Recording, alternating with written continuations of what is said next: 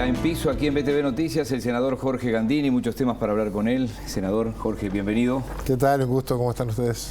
Ya vamos a hablar del presupuesto que no llegó al Senado, pero obviamente... Lo venimos siguiendo ahí de cerca. Eso, ustedes tienen una ventaja comparativa y ahora más que nunca. Le contamos a la gente que además en el Parlamento hay parlantes donde se pueden ir siguiendo las sesiones en distintos ámbitos, hasta en el baño había antes, no sé si hay ahora. Bueno, en nuestros despachos hay y cuando tenemos un momento ahí lo vamos siguiendo la sesión. Sí. Bien, y seguro es una ventaja comparativa porque además queda colgado eso en YouTube, en el canal. Pero además tenemos equipos en común que están trabajando con diputados. Ya vamos a ir a eso.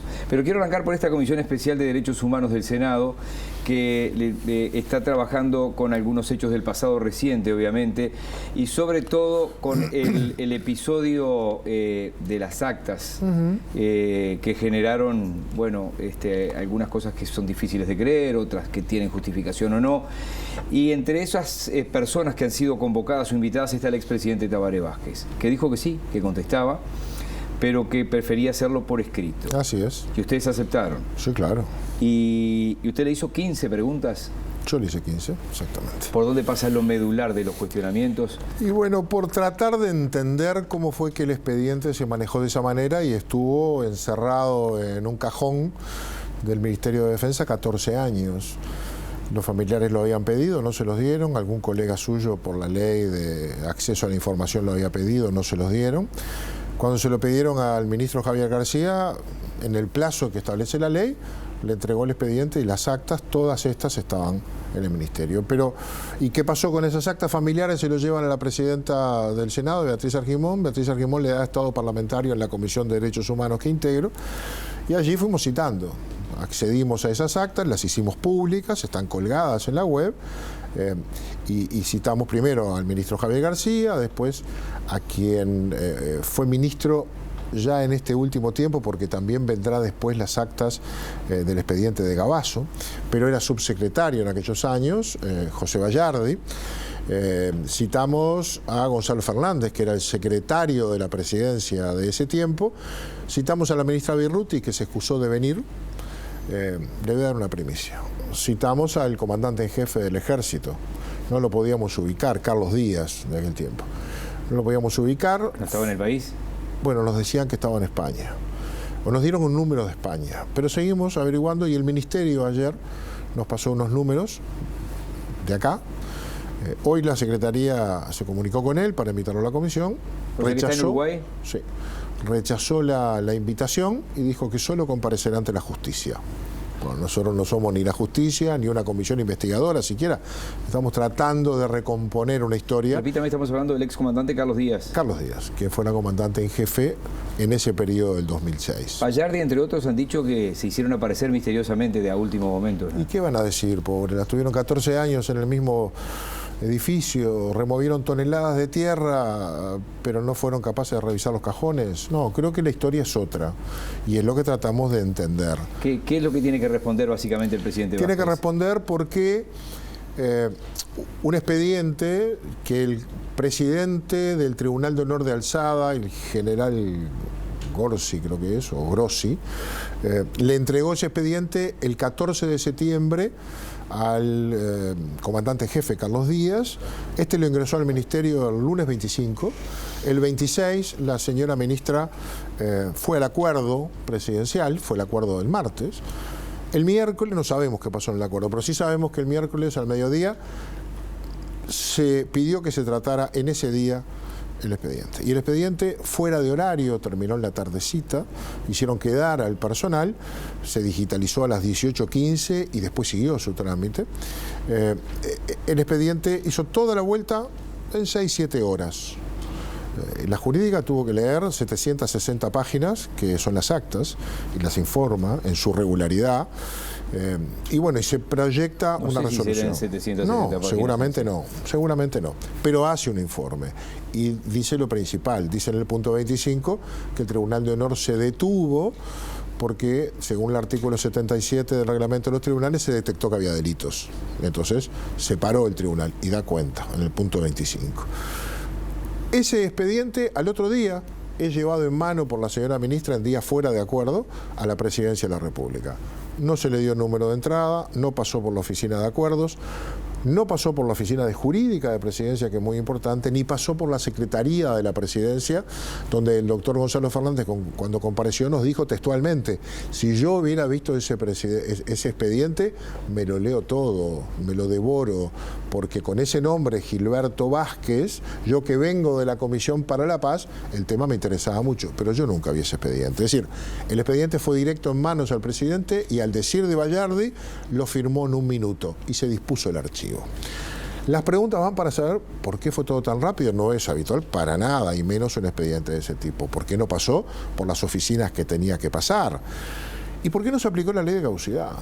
Que esa es una pregunta que se ha olvidado mucho. En el 2006 estaba plenamente 3 y 4, vigente. ¿no? Es decir, el que determina... El 3 obliga al Poder Ejecutivo a determinar que si una causa en la cual se comete delito en aquellos años está incluida dentro de la ley de caducidad y por lo tanto va al archivo, o si no está incluida en la ley de caducidad y por lo tanto va a la justicia. Bueno, ninguna de las dos cosas se hizo. Se firmó la homologación del fallo del tribunal, por el honor, porque Vázquez se había escapado del hospital, y fue al archivo. Y quedó archivado. Si usted prefiere no especular nada, esperar a que conteste, ¿no tiene alguna idea? Yo creo que ahí ya lo habían leído. Yo creo que ya sabían el contenido.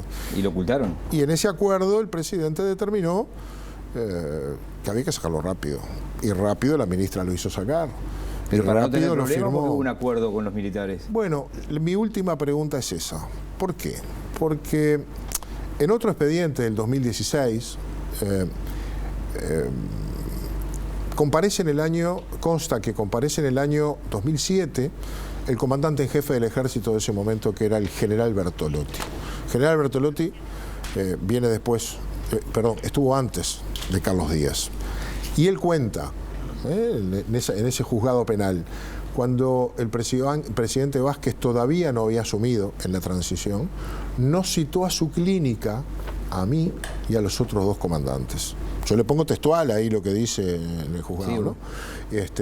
Nos citó a su clínica y nos dijo que nos pedía que averiguáramos todo lo posible sobre el destino de los desaparecidos y los hechos sucedidos, pero sin dar nombres, ni responsables, ni buscar cabezas, ni víctimas. Esto es lo que dice Bertolotti. Y eso es lo que yo hice, dice.